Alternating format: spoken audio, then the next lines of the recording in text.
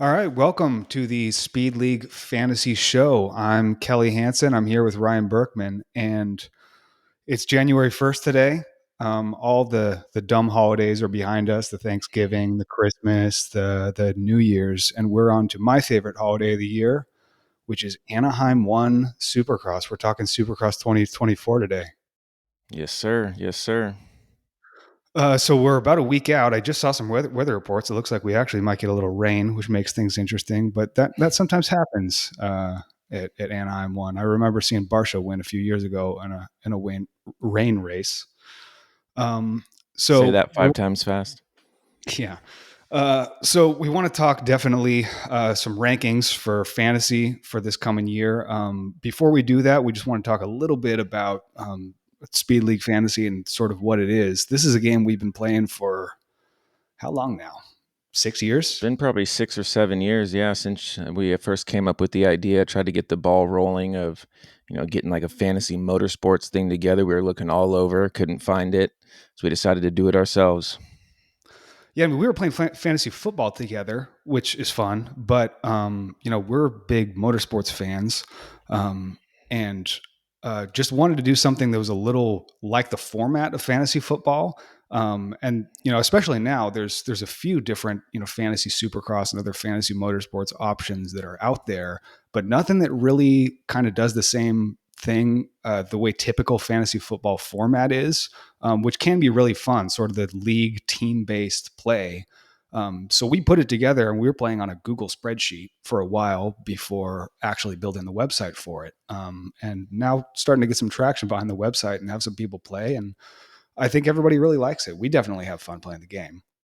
Definitely. And like what I love about this format too is that throughout the course of the season, you like really kind of gain a connection with your riders. Like unlike other sites that are fun, we've played RM and Vital and Pulp and all that fun stuff, and it's cool. But like with Speed League, it's like say you have Dylan Ferrandis and you never really, like Dylan Ferrandis, but he's on your team and he's your guy that you're rooting for every single week. And you just feel like you get a little connection with like Dylan Ferrandis. You start wanting to buy Dylan Ferrandis merch and all that stuff. So it's cool to, kind of feel that connection with your riders.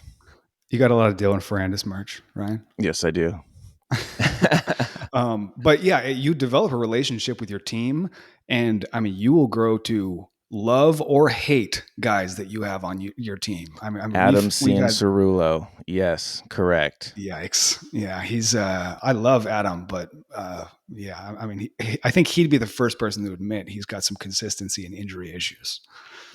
Yes, and I bought into him many seasons, and I said, "Okay, this is going to be the year for Adam. This is it. This is it." And unfortunately, he's let me down season after season. So I'm probably going to stay away from him this year. I'll let you Yeah, take him, but there Kelly. there will be a time to pick up Adam Cianciarulo that's going to be very opportune. And we'll talk about all these rankings, but yeah, I mean, first, just a little bit sort of about Speed League and how it works for anyone who's playing for the first time. So you're going to get a league together of four people. Someone's going to host it, and then just send out invites until you have a four-person league. We've had a lot of people ask us if we can have larger leagues. The issue with leagues larger than four people is there's only so much rider availability, and if if we had a 6-person league, an 8-person league that were all filled up with riders, you're going to have a lot of riders that don't even make the main event. Yeah, exactly. So That that's a problem. seems to be like the number one, complaint or hope. People have, 12 friends who I really love Supercross, and they're like, "Oh man, can we get more than four people?" I mean, like you said, I mean, there's really no way that we could see right now to make it, fun and competitive and, have like top guys on your team with any more than, four players. So, Yeah, but yeah, keeping it with four people is it's a really fun game, and uh, we definitely have a lot of, let's say, competitive personalities in our league. So just with four people, there's plenty of trash talking that goes on in our chat box. But so you'll get your four player league put together. Once you have all that together, you can draft. Now for Supercross specifically, we have to wait till pretty much just before Anaheim 1 to open up the draft because the East and West teams don't release their team lineups until just before. So we're finalizing all those East and West 250 rosters right now, and then we'll open up that draft as soon as we can. We actually have probably more information than we usually do this year, and hopefully should be able to do it within the next few days. But once you have that draft put together, schedule a draft for your whole team. You'll go in there and basically have a live, fun uh, draft event you can do. We always like to get on a conference call and just have a few drinks and talk shit and whatever while we're doing it. Once you have your whole team drafted, then every week or every race, you're going to go head to head with somebody else in your league, and whoever's team gets the most points wins. Now, on top of your riders scoring for how well they do in the races, you also are going to predict what place you think all your riders are going to get, and you'll get bonus points for that, which kind of makes it a little more fun, a little more interactive. Yeah, exactly. And also, Predictions. yeah, go Go ahead, ahead. Go Kelly. ahead. I was just Um, going to say the other way that you get bonus points. I was going to go into the heat race win. That'll get you 5 points. LCQ win 5 points, and whole shot in the main event 5 points. So there's a lot of ways to score points along with your riders finishing position. So there's a lot of things to look out for, root for. In every race, even LCQ, you could score points. So it keeps you really engaged throughout the whole race. Yeah, and there's a little bit of change ups in scoring for like triple crown races. Some of the different formats that go out, but all of this you can see in the league rules is broken down. If you on any of your league pages, just scroll down to the bottom. There's a little button you can see the breakdown of how all the points work. Um, so the predictions as well are super important. So you predict your guy. If you hit a dead on prediction for somebody in the race, you get 5 point bonus, and then it drops for every place that you go away. It goes from 3 points to 2 points to 1 point, and you get far enough away, you're not going to get any prediction points. But those prediction points are huge. Because they're actually tiebreakers as well. If you happen to get the same amount of points with one of the other people you're playing against, we don't do ties in our fantasy format. So whoever has the most prediction points will actually take that matchup. Yeah, exactly. And Um, it's funny too, like when you're watching the race and your guy is like dead on or like maybe like one off, it's fun to root to gain that last position, or if your riders are like one behind the other and you have those predictions swapped, you're just rooting so hard for that guy to pass the other guy so you can get a dead on prediction. And like those prediction points really do add up. um a lot of races come down to 3 points, like 2 point differences between teams. So, to really take your time, try to think of the best finishing position, and to not be too greedy, because a lot of people always think, okay, my guy's going to get, second, and then this guy's going to get third, this guy's going to get fourth. But you'll see over the course of a season that you need to kind of be less optimistic with your predictions and think, realistically. And most times we see when like people make those mistakes, they always go a couple positions higher than actual. yeah, I love when we have someone playing with us for the first time, and you'll see in the first race of the year, they might predict their guys One, one, two, two, three, three. four, or something like that. And that they learn pretty quickly if they're smart to be realistic with their predictions. But so, anyways, you're going to play the whole season basically like that on a rotating head-to-head matchups, and then uh, with one race left in the season, the last race is the championship matchup, and whoever has the best win-loss records, the two teams with the best win-loss record, will go head-to-head in the championship. And there's tiebreakers for that too. If people happen to have the same win-loss record, again, you can take a look at the league rules. But again, prediction points will come into play at a certain point. But yeah, and then the championship, you go head to head, and whoever gets more points gets to take home the pride of the Speed League Fantasy Supercross Trophy. We always like to add a little financial incentive as well. We always put 50 or $100. Everyone pitches in, and we do winner take all. And then even we can throw in sometimes we do like the most prediction points throughout the season might get 25, or the person with the highest single week score might get 25. So we spread around the gambling money so everyone, hopefully ends up with a little bit, And or I my just favorite take it thing all, is whatever. actually whoever gets last place has to pay out a prediction point bonus to whoever gets the most prediction points. So a little Yeah, incentive not exactly. only to win, but to not lose. So, that being said, Speed League Fantasy does not promote gambling. If Never. you have any gambling addiction, I'm sure there's a number you can call. Okay. So, is there anything else I've missed we want to talk about for the game itself? So, talk about substitutions, because that's the one thing that like really kind of Okay. confuses people, and it does, really, really come into play often. So you could explain substitutions. That's a good point. Okay, so yeah, you have your team. Obviously, if you have someone get injured on your team, which happens a lot in Supercross, you don't have to keep that person for the entire year. You can drop that rider, pick up a different rider, and move on from there. Um, we have a substitution system for anyone who's played fantasy football before. You have a bench. We don't maintain a bench in our league because we don't want basically people to be bogarting and holding onto a bunch of riders so nobody else can have them. So what we do is a substitution system. So let's say you have a guy that Ken Roxon came down with the flu for the 17th time, and he's going to be out for the next 2 weeks or something like that. You don't want to drop him, but you need to have somebody else in while he's going to be out. You can do 1 week substitution. So you can just pick someone from the available roster, substitute them in for Ken Roxon just for that one race. As soon as the race is over, that guy automatically will go back to the active roster and anyone can pick him up, and you retain Ken Roxon on your team. So substitutions are really nice just for somebody who's going to be out for a week or two, something like that.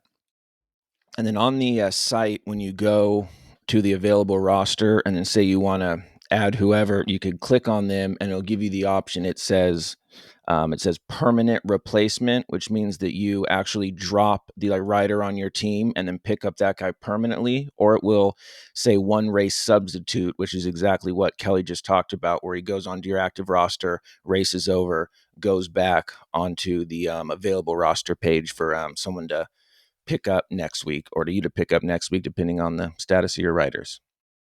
That's it. Okay. Should we move on to talk about some riders? Let's do it. All right. So we'll start with 450 class. We're going to, in the 450 class, go through the top 16. These are our rankings. These are very much opinions, but feel free to comment your own opinions if you have them, which I imagine you probably do. Everyone But does.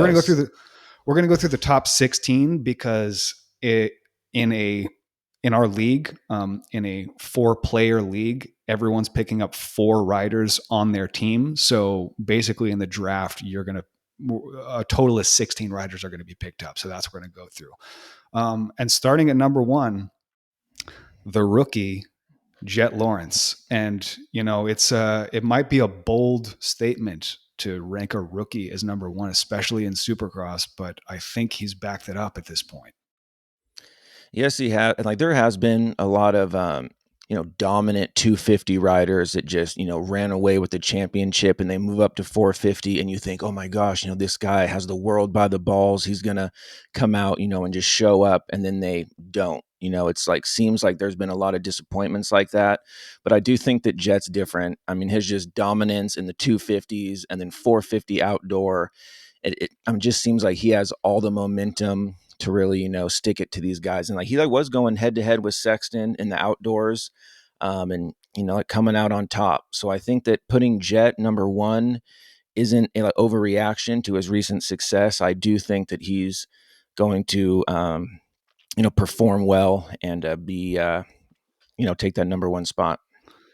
Yeah, it's going to be really interesting. It's very exciting. I mean, obviously, this is a guy who at this point has shown himself to be a generational talent, and I've even heard Ricky Definitely. Carmichael say this is um, the one guy he could see possibly breaking Jeremy McGrath's all-time Supercross championship record, which is a Hmm. hugely bold statement. But no, he's the real deal. And yeah, I mean, is our SMX champion for 450s from last year. So I mean, he's proved himself in the 450 class.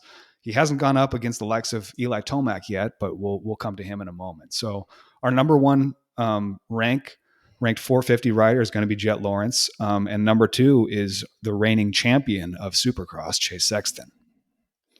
Correct. And a lot of people like to put an asterisk next to, Chase Sexton's championship, which I do see the reasoning, but at the end of the day, you like have to stay healthy, have to stay up, have to, finish races.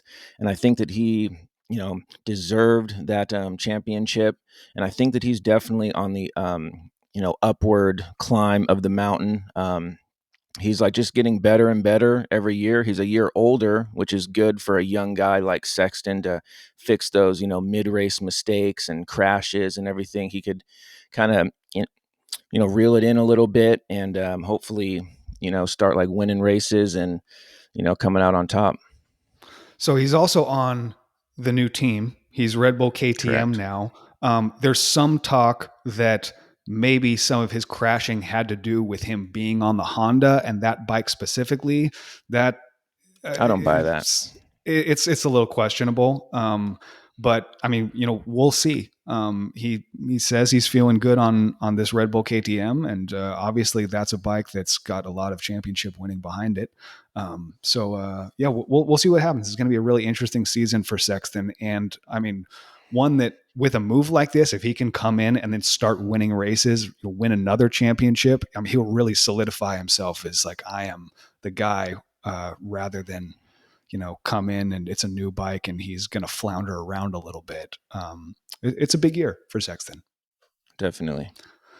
Um, and then that leaves us with, I mean, as crazy as it is, Tomac, was a race and a half from taking home this championship last year, and now he's going to show up third on the rankings list. And it doesn't really make me feel good because I I wouldn't even bat an eye if I found out that Tomac won the 2024 Supercross Championship. Definitely. And if someone, wanted to draft Tomac first, even, I mean, I like wouldn't do that, but I could see their like reasoning. I mean, he's old faithful. He's always there every year on top. Winning races. Um, but I do think, like I said with Chase Sexton, is like he has more of an upward trajectory, and I think that Father Time catches up with everyone, and like Tomac, isn't an old man by any means, but he's getting to that point. I feel where like some of these, like new bloods like Jet and Chase might have an edge on him late race. And I mean, Tomac always has like been that guy that everyone wanted. He's the number one overall pick almost every year. But I think that third is the correct spot for him this year. Not that he's not going to win any races, not that he's going to be competitive, but I think overall, when you look at fantasy points and heat wins, I think that he'll end up, third with the fantasy points. Yeah, I'm not so much worried about late race with Tomac because his conditioning has always been excellent, and he always, he's practicing in Colorado, at really high altitude. He's got less Hmm. oxygen up there, and that's always been a strong point for him. But I mean, yeah, just generally, I mean, getting a little bit older, coming back from a rough injury of Hmm. Achilles, Hmm. which is a tough one. Yeah, we'll see what happens, but I'm rooting for the guy. So that's our top three: Lawrence, Sexton, Tomac. Let's keep moving down the list. Cooper Webb in fourth place. Again, another big team move back to his old team of Hmm. Monster Energy Star Racing, that he was at before. What do we think about Webb this year? I mean, speaking of late race monsters, Webb always, turns it on the last few laps. It's always fun. He will always catch the guy in front of him. It seems like when he's pushing, the last few laps. But I'm really curious to see how Webb's going to be back on his old bike. I mean, we'll see if he could, keep old like Cooper Webb, status. I mean, he's also coming back from an injury, so we'll see how that affects him. But I do like him ranked at number 4. What about you, Kelly? Uh, I'm worried, his since he's come onto that Yamaha, it hasn't looked particularly good yet. So I mean, I think it's all just about, can he find the comfort on that bike and the raw speed? Because if Hmm. he has that, if he's able to be competitive, he is my favorite rider to watch for racecraft. For, I mean, if he's anywhere near the leader on the last few laps, he knows how to figure it out and make the pass Every happen. time. His Hmm. racecraft is unbelievable. So the question really with Webb is, on that Yamaha, is he going to be able to find the outright pace? And I mean, I hope so, because I mean, that's a guy that makes the championship way more interesting. Yes. Speaking of which, number 5, Ken Roxon, is another guy who, if he can be competitive, makes it so interesting to watch. And he got a race win on the books last year in Yeah. Indianapolis, but another guy that's approaching the back nine here, and does he have enough oomph to make himself an actual championship contender this year? Yeah, I know that Ken Roxon's always a fan favorite, and I like Ken Roxon a lot. It does seem like he's tailing off a little bit. One of those guys that was a star premier guy, always up there, and it seems like he did like win the race, but he's tailing off a little bit. And I'm like curious this year if he's gonna keep on fighting for those wins, or if he's gonna start drifting back and be there around Barsha and Anderson level, as opposed to the Jet and Sexton level up there at the top. So I'm rooting for Kenny, and we'll see what 2024 brings for him. For sure. And then behind him in 6th place, we got Justin Barsha. Again, a really, really strong rider. I've had him on my fantasy team a few times. He's one of those guys I've kind of developed the bond with, is Bam Hmm. Bam. And he hasn't been so much Bam Bam as just kind of consistent up there, like, battling for podiums and race wins. Like, he's, I think, one of those people that, when they're drafting at the beginning of the year, they never really look at him as like, oh, he's not a championship contender or somebody. But this is a guy that will score you a shit ton of fantasy points. Yes.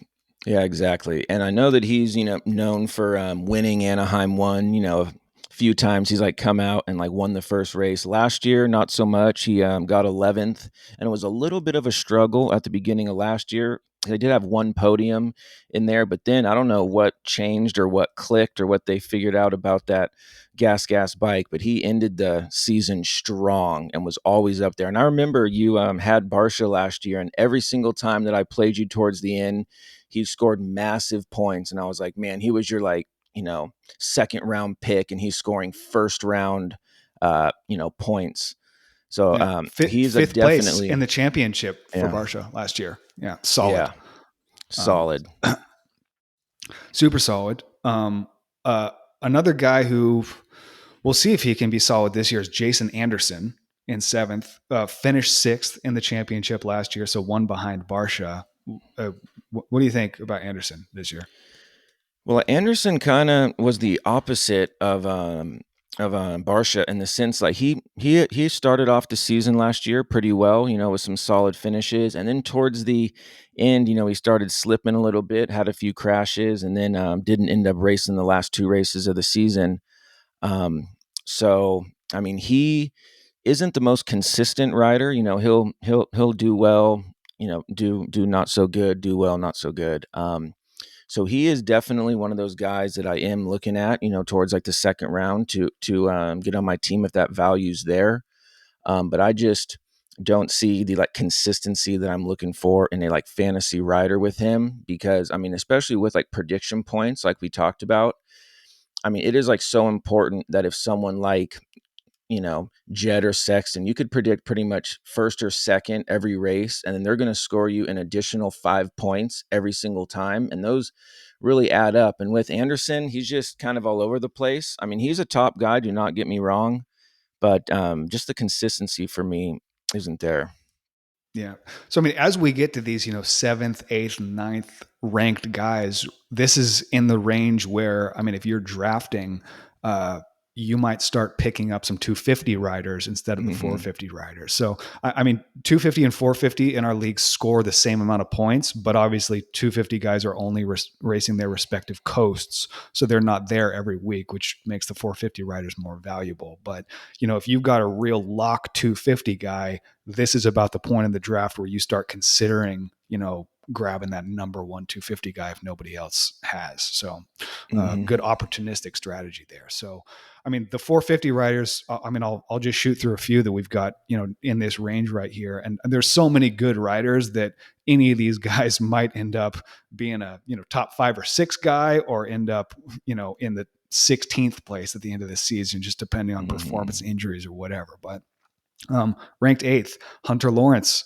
I mean, yeah, don't forget about Jet's little brother that's also coming to the 450s on the factory Honda this year. Obviously not as much hype as Jet, but I mean, we were just looking at some statistics from Hunter Lawrence last year. He did real well. Yes, he did, and a lot of people don't even realize it. I know that I didn't, before I saw this, but Hunter actually had more race wins than Jet Lawrence last year. He actually scored more fantasy points, more Supercross points, more wins. So I mean, Jet's obviously faster, and he was like the top guy. But I mean, do not sleep on Hunter, and we have him, ranked. Was it eighth? Yeah, 8th place. Eighth So place, but if he ended up, outperforming Jason Anderson or maybe even Barsha, it like wouldn't surprise me, to be honest. He's one of those guys that I'm definitely looking to target in the second round. Hopefully, I could scoop him up, and I think he'll be a good pick. yeah, definitely. So Hunter in 8th, Aaron Plessinger in 9th, Malcolm Stewart coming back in 10th, Adam Cianciarulo 11th. I mean, there's a few talking points there. Any of those you want to bring up?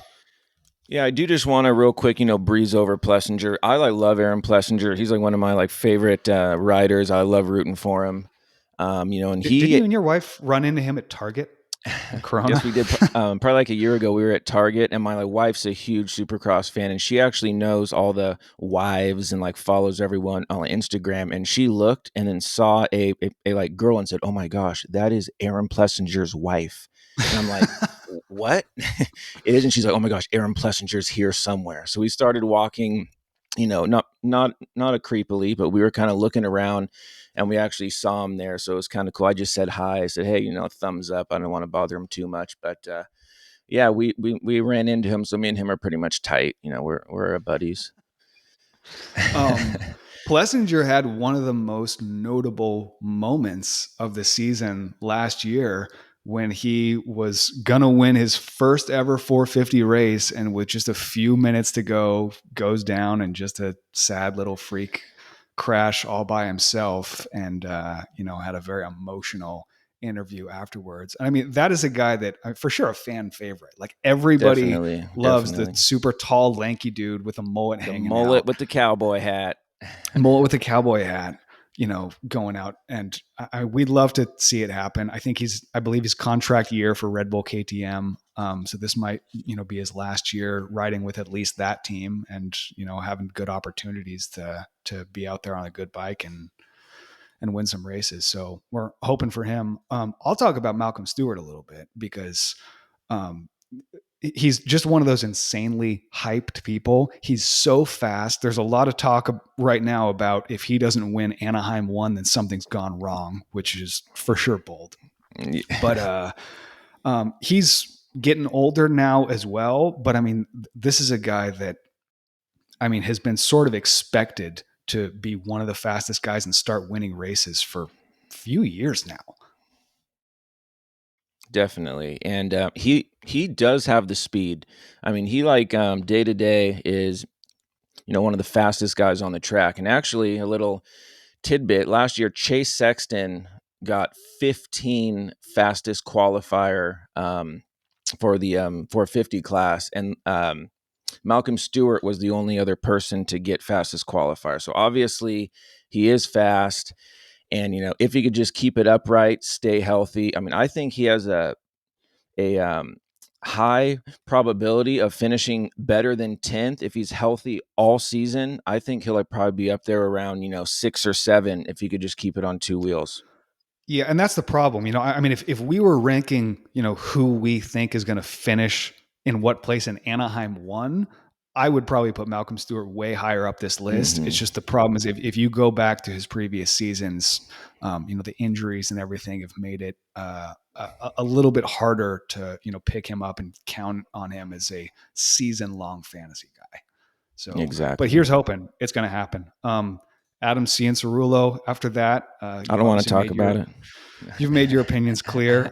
I love Adam. He's a Blink 182 fan. We're also I Blink love him 182 too. fans over here. Yeah. He's a cool guy. Hope he makes some progress this year. Um, in 12th, another guy who's, I guess, technically not a rookie, but going to be for his first time doing a full season of the 450 class is Justin Cooper on the third Monster Energy Star Yamaha bike. Yeah, and it seems, once we get, down here to 12th, 13th, 14th, you like see names like Justin Cooper and like Dylan Ferrandis. At first I'm like, dude, there's no way that like Cooper and Ferrandis are, down here in 12th and 13th because, Deep to me, field. It's I a know deep deep field. deep field. It seems like they should be higher, but like really when you crunch the numbers and kind of look at who's above them, I mean, that's exactly where they should be, and always I'm like hoping that like these guys prove us wrong, and Cooper could pull out, a seventh in the championship or a ninth, and say, hey, look, you guys ranked me 12th, but I'm way better than that. So I always root for guys to do that. But, seeing who's ahead of them, I think that, Cooper's good right here. Yeah, Cooper. Yeah, like you said, Ferrandis. I think you brought him up as a potential sleeper in 13th, which I mean, Definitely. I don't think you're wrong. Back in 14th, we got Justin Hill, who finished 8th place in the 450 Yes. championship last year on Team Tedder. Speaking of people who like overperformed their like last year projections, we didn't have Justin Hill anywhere near eighth. So that's what I'm talking about. I was like, anyone down here can just, like get a wild hair up their ass and start, kicking ass, getting podiums, getting top fives. So I mean, Justin Hill had a really good season last year. Don't think that he's, going to repeat what he did last year. Obviously, we have him in 14th, but I think that he's a pretty decent pickup towards the end of the draft. If you're looking to fill that last 450 rider, if you have Justin Hill, it's a pretty good guy to get. All right, so let's round out this top 16. We got Christian Craig at 15th, and then Dean Wilson 16th. Dean Wilson actually finished top 10 in the championship last year. I think, in Dino's not as consistent, not as fast as he used to be, but he was there for the whole year last year, and he's a guy you can kind of count on. And the reason we have Craig over Wilson is because Christian Craig is my wife's favorite rider. So we had to, kind of give him some love.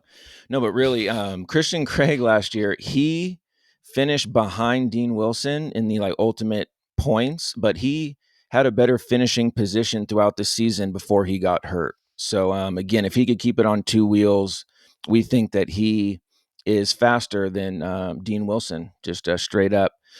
I know Dean had that little little retirement joke where he said, "Oh, I'm sad to say that I'm coming back." That was like pretty funny. Got a good laugh at that. But I mean, I do think it's going to be Dean Wilson's last season. Hopefully he kind of ride off into the sunset if he gets another top 10. But I think kind of rounding out around 15, 16 is where he's going to end up. Yeah. So that rounds out our top 16 for 450. There's other guys here that, maybe if, you got a wild hair up your ass, you might want to grab instead. I mean, a Shane McElrath, a Colt Nichols on this Colt new Nichols wouldn't be a bad Beta pick at all. Racing. Colt Nichols is great. Finished 14th in the championship last year on the Beta Racing, that new bike, which is a total question mark at this point. We've even got, something to actually consider here if you're watching practice times at Anaheim 1 is Jorge Prado is riding the first 3 rounds for the TLD Red Bull Gas team. This is the MXGP champion. This is a guy who knows how to operate a motocross bike. But can he race Supercross? I don't know. But I mean, look at the practice times, and if he's doing well, that's a substitute rider right there. Yeah, and what like couldn't hurt too is like say that you have the last pick in the draft, or you're picking like the last 450 rider, you could draft Prado, and then okay, he's on your team, and then go once the draft's over, and then substitute, like someone in, and then look at practice times and say, okay, is Prado doing what he should? And then you could either substitute someone in, drop him, or everything like that. But I do think that if you want to draft him with your last pick, that's not a bad move, even though he's only racing the first 3 rounds. Yeah, a lot of the times, especially if you're like dead last pick in the draft, whoever that guy is that you grab, you're probably not going to end up hanging on to anyway. Somebody else is going to Mm-hmm. outperform them. So yeah, why not grab somebody that has a decent chance of doing well for the first little while they're there. So all right, so that rounds out our 450s. Let's jump into some 250s while we still got time here. So again, everything here kind of comes with a little asterisk, just because there's always the possibility some coast might be swapped around. Somebody gets injured at the last minute, they might move them to east or something like that. But starting in the west, our number one rank, we'll just go through the top five and maybe some honorable mentions or something here. But number one, RJ Hampshire. You just the runner up all year last His year to arch Jet Lawrence. nemesis is gone. But I mean, I think RJ Hampshire got second place like 6 or 7 times. I think it was 6 times and then one race win last year. Yep. So, and the guy he got second to every single one of those times, except maybe I know Max Anstey. I think did he win? Maybe I'm thinking of the wrong coast. Yeah, got Max second place to Anstey him. won at East Rutherford. Okay. He got first, and Um, then Hampshire actually crashed that race. He got 13th. But got it. So, yeah, but so Hampshire's guy he finished second to every single time is gone now, and he's racing west. I think he's an incredibly strong first pick for 250 West. yeah, exactly. And if I had, first pick of like anyone here, I would definitely pick RJ. I mean, like we said, his like arch nemesis is gone, and he's going to be winning races this year for sure, without a doubt in my mind. He's going to be ton of wins, ton of hole shots, ton of heat wins. Again, those get you 5 points to win the heat. So I mean, if you're like kind of calking everything out of okay, who am I drafting? I mean, if you just straight heat wins, 5 points every race really adds up. So I'm really looking forward to hopefully getting RJ Hampshire. Yeah, we'll see about that. Number two, we got Joe Shimoda. Shimoda finished 13th, and he was East last year. But he missed a bunch of races with injury at the beginning of the season. There's a lot of hype around him. I mean, he's just moved to Honda HRC. He's taken the Lawrence brothers old spot over at Honda. His results were wishy washy in Supercross even when he came back last year, but he's a strong rider. Yeah, he is. And like when he came back, he came back week 13 in Atlanta, and he got a fourth, his like first race back, and then ninth, and then second, and then fourth to like round out the season. So he did show that he definitely has potential, one of the top guys. And again, with like the Lawrence brothers out, and really the like 250 class, open for the taking. I mean, he's definitely gonna be like winning races, one of the top guys. So um, I would definitely be happy if I got him on my team as well. Yeah. That being said, there's a few right below him that I mean, any of these could kind of end up in any of these spots. And we got in third Levi Kitchen, who was third in 250 West last year. He's on Hmm. the Pro Circuit Kawasaki team this year. Then Nate Thrasher and Jordan Smith, both the Yamaha Star Racing boys, are super fast. Jordan Smith's been Hmm. fast for forever now. I mean, is this going to be the year that he can make a championship happen? I don't know. He had a little bit of a slump. I remember, I think you like drafted him a couple years ago, and that was his like down year for like whatever reason. But he actually did, come back and, proved himself like, hey, look, I'm like supposed to be here. And he got a ton of, podiums last year. I mean, a ton of top fives. So he's definitely a top guy to look out for. Yeah. So that's your top five. I mean, outside of that, we've still got some strong riders: Mitchell Oldenburg, Garrett Marchbanks, Max Voland, who's now on Pro Circuit Kawasaki, and Nick Morano, Nick Romano, another Yamaha Star Racing rider. So Hmm. there's a lot of strong guys here in the West class. It's going to be an interesting race. I mean, we'll probably have a lot more answers and see who's got some speed and who doesn't after A1. And it seems like with the like 250 guys, it's a lot more, kind of variance. So if you go to the like qualifying page and look, okay, who like qualified well and who's having an off day, you'll see that some of these guys down here, ranked 15th or 16th, qualify third. And you're like, holy shit, where did that come from? So it's always good to look at qualifying results, for like predictions and also ad drops, because Talon Hawkins, let's say, just freaking riding with his ass on fire and he, ends up, qualifying fifth or something, you could say, okay, I'm going to sub out, Derek Kelly and then put like him in. So it's good to stay on top of that just to make sure you have the best team possible. That being said, there's another total rookie mistake is to put way too much weight on qualifying times and go, Correct. this random guy showed up, off the street and managed to get a 12th place qualifying. I'm going to sub him in, or you know, or worse, drop one of my guys and put him in, and I'm going to predict him fifth place, and then the guy doesn't even make the main. So, Take it yeah, with a grain of salt, yeah, you know. it's useful. I mean, yeah, look at Yes. results from a lot of time last year. You got guys that they just know how to win practice, and Mhm. racing is a completely different monster. But okay, let's move on to 250 East here. Our number one rank 250 East, Hayden Deegan. I'm so curious to see how he's going to do this year. I You mean, had him he's last like, year, right? yes, and, like, speaking of, like, fast as fuck guys that you pick up off the, waiver, I didn't even draft him. He was, like, available, and I kinda watched the first race. I was like, "Man, Deegan's on the gas," and I Wow. picked him up, and he ended up being my, like, top guy. So, I mean, especially Yeah. through the first weeks, you need to make sure that you're kinda paying attention and seeing who's available because you could always find, like, a diamond in the rough like, Hayden Deegan.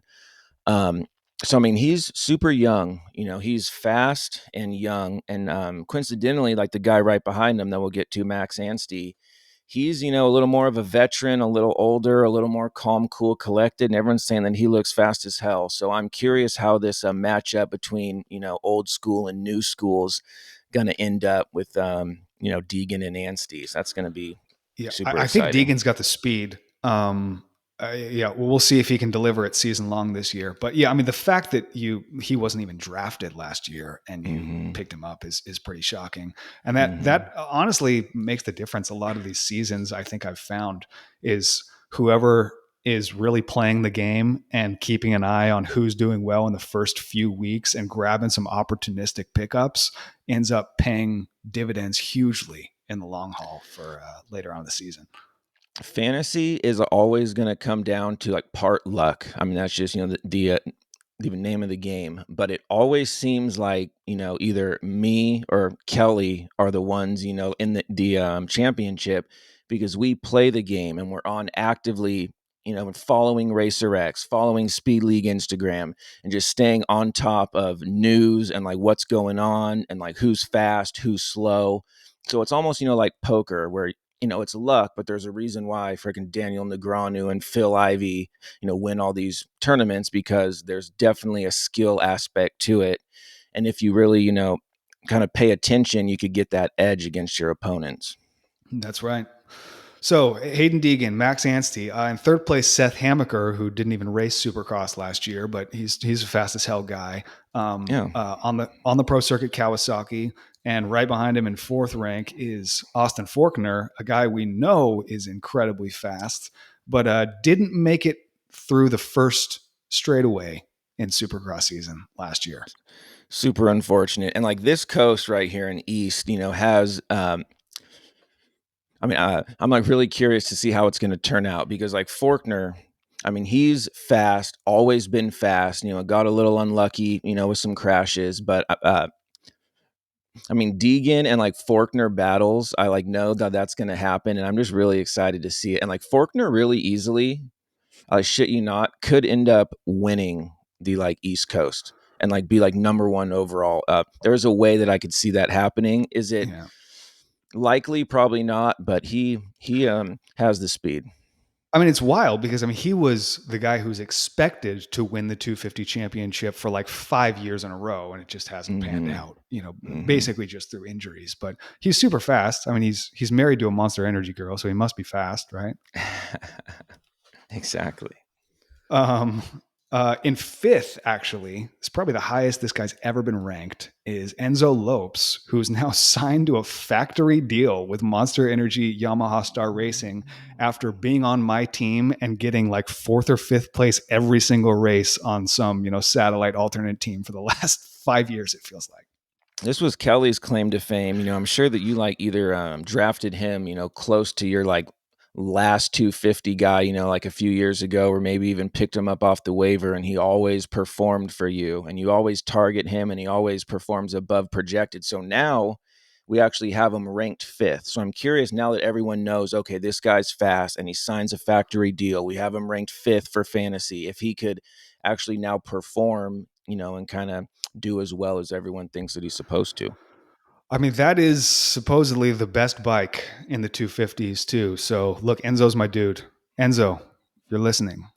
I'll send you a Speed League T-shirt. Please wear it on the air. Um, so that's your top five for 250 East. There's a bunch of really strong guys even outside the top five. Cameron McAdoo, Jeremy Martin, Tom Vial. More of a had a really strong season outdoors, but we'll see if he can deliver some better Supercross results this year. I know Pierce Brown. You were just talking up. Styles Robertson, and even going back to Jalik Swoll and Chance Hymas. Jalik Swoll on that new Triumph Racing 250 team. So I mean, huge names in the 250s. Mm-hmm. Definitely a lot of huge names, a lot of people trying, to make more of a name for themselves, and get better rides, move up to the 450, better teams. So, I mean, everyone's scrapping in the 250, so it's going to be fun. It is going to be fun. So, A1 coming up this Saturday, January 6th. We will be there. We'll be walking around the pits. If you see the guys wearing the Speed League shirts, come up, say Look for hi, the kick only Brian in two the people balls. wearing Speed League shirts, and it'll be us. That's right. But yeah, we're super excited. Speedleaguefantasy.com. If you don't already know, you can go sign up for free. It's a totally free game to play. And reach out to us. Keep updated on our social media accounts. That's when we'll post when the draft is live and all that kind of good stuff. Have I missed anything? I think that's all. I'm like super excited for the season, super excited for fantasy, and I'm looking forward to kick your ass all season long, baby. We'll see about that. All right. See you guys later. See ya.